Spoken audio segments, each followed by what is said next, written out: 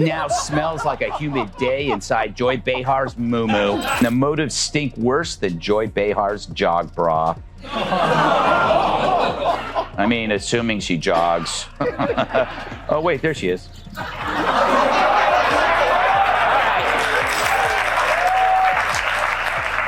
She has a point. Maybe I am obsessed, but some people are obsessed with Bigfoot, and they don't get to see him on TV every afternoon. And if they did, could they tell the two apart? I don't know. But it's a humid afternoon, the kind where the air feels like it's been microwaved. Inside your TV screen, it's even stickier, because Joy Behar's latest hot take just wafted into the room, and it's got a stench worse than a forgotten gym bag. You know the vibe. Daytime TV where opinions are louder than the studio audience and twice as sweaty. We're diving into a roast so brutal it could double as a wildfire. Buckle up, because Bill Maher and Greg Gutfeld are about to tag team Joy Behar's worldview into a comedic pulp, and it's gonna be a wild ride. And by the way, out there, that hat that you keep wearing, that red hat that says "Make America Great Again," that tells people that you go along with this. So you might as well just put a swastika on the hat. Don't do that. Let's not do that. Because we see it anyway. I'm not going to defend Donald Trump ever, but I would never say that we should put the swastika on the cap, because I think you can hate Donald Trump. You can't hate everybody who likes him. It's half the country. I don't want to live in that country. I don't want to live in the country where I hate half the country, and I don't hate half the country. How dare you disagree? Joy's mumu and the smell of motives. Joy Behar's mumu is flapping in the breeze of her own self-righteousness, and let me tell you, the motives behind it, they stink worse than a jog bra after a 5K nobody signed up for. Does Joy jog? Doubtful. Last week, Joy Behar accused Elon Musk of being pro-apartheid, but then begged him afterwards not to sue. Musk lawyers have yet to comment because they're still checking to see if it's legal to sue a cow.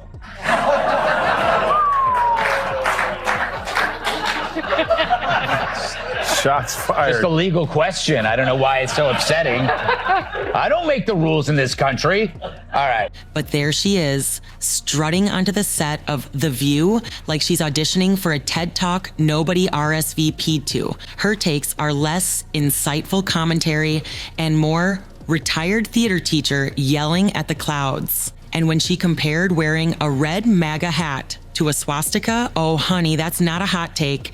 That's a dumpster fire with a microphone. The unlikely alliance of Maher and Gutfeld enter the comedy blender. On one side, Bill Maher, wielding his sarcasm like a scalpel sharpened by years of eye-rolling at liberal nonsense. And it's called, I don't think they meant this when Barbara Walters invented it a long time ago, but it's The View. Well, that's the problem in America. But there is one view, right, and one that's clearly true opinion, and everybody else can go sit in the corner. That's correct. On the other, Greg Gutfeld, bouncing in with the chaotic energy of a caffeinated raccoon who just found a megaphone. These two couldn't agree on what to order for lunch, but when it comes to Joy Behar, they're like two chefs roasting the same overcooked turkey. Their mission?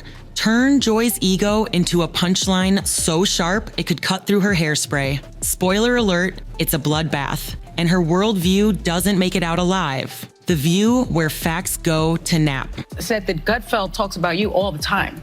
Who is he? Really, who is he? I don't watch the show. He has a show. I don't watch the never show. Heard of him. Yeah. I guess he's just obsessed with me. No. Next, Joy's going to say she's never heard of carbs.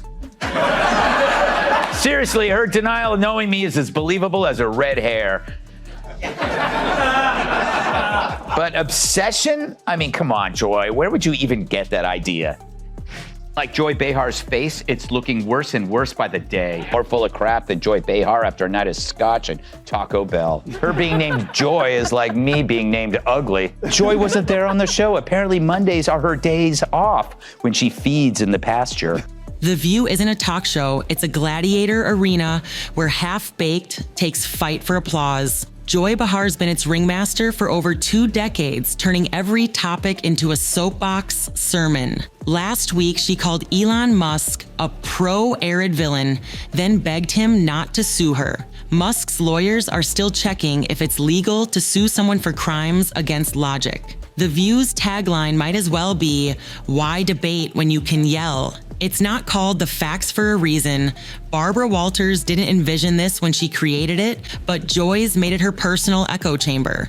Bill Maher's sarcasm, sledgehammer. Bill Maher's been sighing into his monologues like your uncle explaining taxes to a TikTok influencer. His latest crusade, skewering media figures who think volume equals wisdom. Joy Behar's his poster child, bangs and all, nodding furiously to her own hot takes like she's hyping herself up for a solo karaoke night. Maher doesn't name her directly, doesn't need to. His critiques of emotional outbursts, masquerading as facts, applause-chasing hosts, and dissent-phobic panels scream Joy Behar louder than her red wig. He's dismantling the culture she's spoon-fed viewers for years, and it's savage. I just want them to pay attention to words like vermin and poisoning the course. blood and the Third Reich. That's all. That's really what I'm asking. They see Trump as a comedian. They see him as a clown who says crazy They things. saw Hitler like that. Right, okay, but that doesn't mean, you can hate Trump. You can't hate everybody who likes him. It is half the I have Greg Gutfeld's snark missile. If Maher's a surgeon, Greg Gutfeld's a stand-up comic with a flamethrower. He doesn't dissect Joy's takes. He napalms them. To Gutfeld, Joy's not just wrong, she's comedy gold, a walking caricature of media elitism. When she claimed she'd never heard of him, he fired back, her denial's as believable as her red hair. State is getting hit with one of the worst hurricanes that will ever see. But she should know, does anyone remember that time when she got carried away by Hurricane Sandy? Take a look.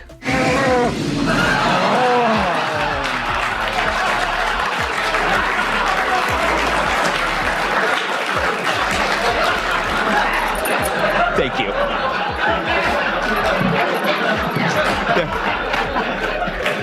Gutfeld's style is chaos with a smirk, like your friend who roasts everyone at the bar and somehow makes it art. His take on Joy's Hurricane Sandy bit, complete with a clip of her carried away by the storm, is less analysis and more demolition derby. The bipartisan roast nobody saw coming. Here's the kicker. Maher and Gutfeld didn't plan this. They're not buddies. They'd probably dodge each other at a party, like you avoid your ex at a wedding. Yet, from opposite corners of the political ring, they landed on the same conclusion. And finally, new rule. Stop saying that Whoopi Goldberg getting yanked from The View right after she attacked me on The View is karma. There's no such thing as karma. Sorry. Sorry, but life is random. The only word to describe it when a big game hunter gets trampled by an elephant and then eaten by lions is hilarious. Joy Behar's the human embodiment of cable TV's midlife crisis. Maher sees her as progressive excess, a liberal who thinks yelling makes you right. Gutfeld sees her as a relic of a time when loud opinions were mistaken for good ones. Together, they've turned her into a bipartisan piñata, and the candy's flying. Joy as a cultural punchline. Joy Behar isn't just a person, she's a symbol. She's the grand finale of a media era where nuance got booed off stage and smugness got a standing ovation. Her confidence radiates like a scented candle at a yoga retreat, but it's masking a void of self-awareness. When she says she'd rather keep her kidney than share it with a Trump supporter, then calls it a joke. It's not funny. It's a window into a worldview that mistakes moral superiority for personality. Here's Joy Behar talking about refusing to share a kidney. I find it friends bizarre. With a Trump supporter. I won't give them a kidney, but I could be friends with them. Hey, Joy, it's a kidney, not a pizza. Of course, she's kidding at first, but then she goes on to explain the moral foundation for her resentment, and it's the same one that drives all deadly ideologies. Maher's rolling his eyes at her ideology. Gutfeld's laughing at her absurdity. Both are right. The View's echo chamber, a televised mirage. The View isn't a talk show anymore. It's a group therapy session for the chronically overconfident, and Joy Behar's the self-appointed guru leading the chant. Picture a room where every opinion is a sacred hymn, sung off key but applauded like it's opera. Joy doesn't debate, she declares, her voice booming like a foghorn in a library. She doesn't question. She proclaims, each word dripping with the certainty of someone who's mistaken a TV platform for a PhD. The studio audience claps like trained seals balancing balls on their noses. But outside that bubble, the rest of us are watching like it's a wildlife documentary on a species called Delusionis loudmouthus. If The View is your favorite show, you might be a little slow. Yes, it's time for Our View on The View. very serious music. They love to play the race card because logic for them is hard. The View's Wi-Fi signal is strong, but it only broadcasts one frequency, Joy's. It's an echo chamber so airtight it could double as a submarine. Bill Maher's monologues slice through this, like a chef dicing an overripe tomato, exposing a culture where applause is currency and dissent is exile to the parking lot. He's not just critiquing Joy, he's dismantling the entire machine that props her up, a machine that churns out sanctimonious, hot takes faster than a fast food drive-thru. Greg Gutfeld, meanwhile, treats it like a comedy club where the headliner forgot the punchline. His satire paints The View as a karaoke bar stuck on one song, belted out with enough sass to fool you into thinking it's original. He doesn't just mock Joy's takes, he frames them as exhibits in a museum of media absurdity, each one labeled "Handle with Care, May Cause Cringe." Together, they've exposed The View as a shrine to self-righteousness, where Joy reigns as high priestess, waving her microphone like a scepter. It's not about discussion, it's about devotion to a single worldview where questioning the script gets you booed like a heckler at a poetry slam. And the tragedy? Joy seems oblivious, basking in the applause like it's proof of her brilliance, unaware that the rest of the world sees a circus, not a symposium. Comedy's last stand, a bipartisan reckoning, this isn't about left or right. It's about comedy storming the castle of nonsense and planting its flag. In a world where political discourse has drowned in a kiddie pool of applause lines and coffee mug slogans. Talk about Whoopi Goldberg because I got so many texts this week because she attacked me the week before. Sure. So she was, everybody was like, "Oh, Bill, I get you're enjoying the karma." First of all, I'm going to talk about this at the end of my show next week, teaser. But there is no fucking thing as karma, okay? Get over that. Whoopi attacks me on a regular basis. She says stupid shit on a regular basis. They just happen to coincide. Bill Maher and Greg Gutfeld are the lifeguards blowing the whistle, dragging the conversation back to shore. They didn't set out to humiliate Joy Behar. She just wandered into their crosshairs, the perfect punchline to a media culture that's forgotten how to think. Maher's the philosophy professor who finally snapped, his lectures laced with dry, wine-sipping sarcasm that cuts deeper than a guillotine. He's not just calling out Joy, he's indicting an entire era of shallow punditry that mistakes volume for insight and feelings for facts. His monologues are like a courtroom closing argument, laying bare the absurdity of a show that treats dissent like a personal betrayal. Gutfeld, on the other hand, is the class clown who stole the mic and turned it into a flamethrower. He doesn't analyze, he annihilates, kicking over the podium with a fart joke and a grin that says, "You're welcome." His satire's a carnival ride, fast, chaotic, and designed to leave you laughing before you realize you've been schooled. Together, they've crafted a masterclass in bipartisan comedy, a rare moment where two voices from opposite ideological zip codes harmonize over a shared truth. Joy Behar's not the voice of reason, she's the megaphone of madness. They've turned her into a metaphor for everything wrong with political talk shows, a culture where loud equals smart, where platforms are mistaken for expertise, and where self-awareness is as rare as a unicorn in a strip mall. This wasn't a debate or a confrontation.